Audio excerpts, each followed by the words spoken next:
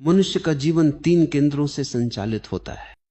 पहला है मन, दूसरा बुद्धि और तीसरा है अहंकार। ये तीनों ऐसे हैं जैसे एक ही घर के अलग अलग कमरे। लेकिन मनुष्य का दुर्भाग्य है कि वो पहले कमरे यानी मन में ही पूरी उम्र कैद रहता है। मन क्या है? मन तुम्हारे अतीत का कचरा है।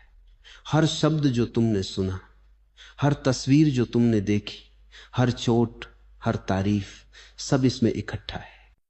मन के पास खुद की कोई रोशनी नहीं होती। वो केवल स्मृतियों का अंधेरा और रोशनी इकट्ठा करता है और बार बार पुराने दृश्य चलाता है। तुमको लगता है कि तुम सोच रहे हो, लेकिन असल में मन पुरानी स्मृतियों का टेप बजा रहा होता है और ये स्मृतियां तुम्हें कभी वर्तमान में रहने नहीं देती। वो या तो अतीत में ले जाती है या भविष्य में धकेल देती है। मन का एक और काम है प्रतिक्रिया करना। मन में जैसे ही कोई विचार आता है तो वो तुरंत प्रतिक्रिया करने लगता है। कोई ऐसा विचार आया जो मन को पसंद आए तो वो खुश हो जाता है।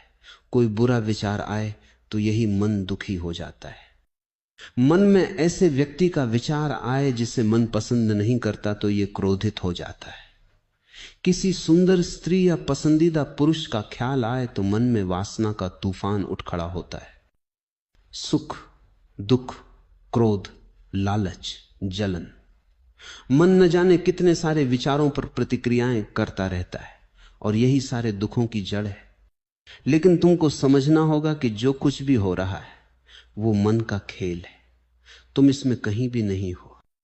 तुमको ऐसा लगता है कि तुम खुश हो रहे हो, दुखी हो रहे हो, पर यह सच नहीं है। सच तो यह है कि तुम्हारे ऊपर सुख या दुख का कोई प्रभाव नहीं पड़ता। तुम खुश या दुखी नहीं होते, बल्कि तुम्हारा मन कभी खुश होता है और कभी दुखी। बुद्धि मन से अलग है। बुद्धि का काम है देखना, जांचना, परखना।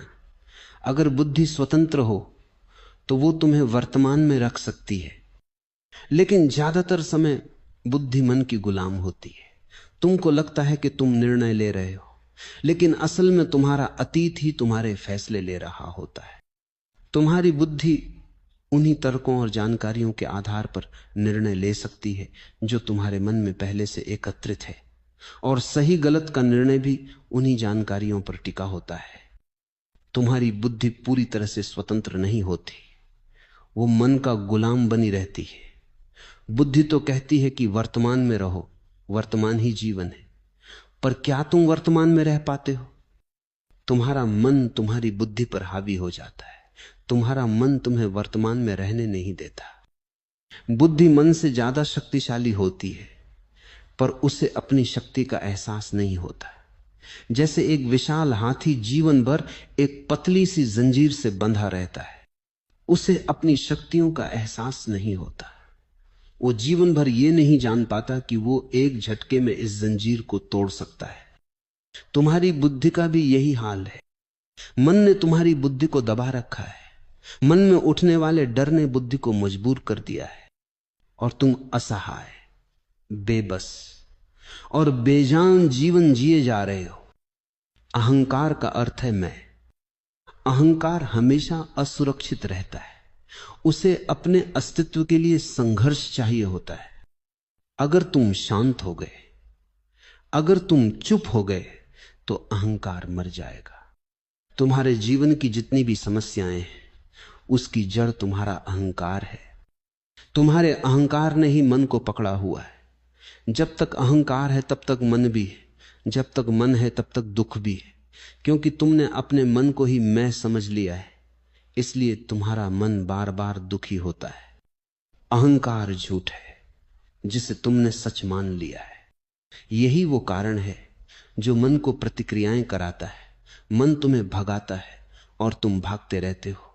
तुम्हें इस पागलपन से बाहर आना होगा। अगर जीवन के सच को जानना है तो इन तीनों के खेल को समझना जरूरी है। मन तुम्हें समय में फंसाता है, अहंकार अलगाव में फंसाता है, और बुद्धि जो तुम्हें आजाद कर सकती है वो हमेशा मन की कैदी बनी रहती है। मन से मुक्ति चाहिए तो अपने मन को देखो।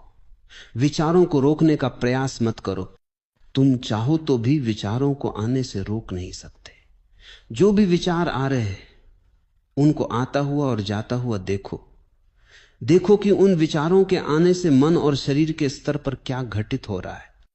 कभी किसी विचार के आने से क्रोध आएगा, कभी किसी विचार से हंसी आएगी, कभी वासना उठेगी तो कभी लालच।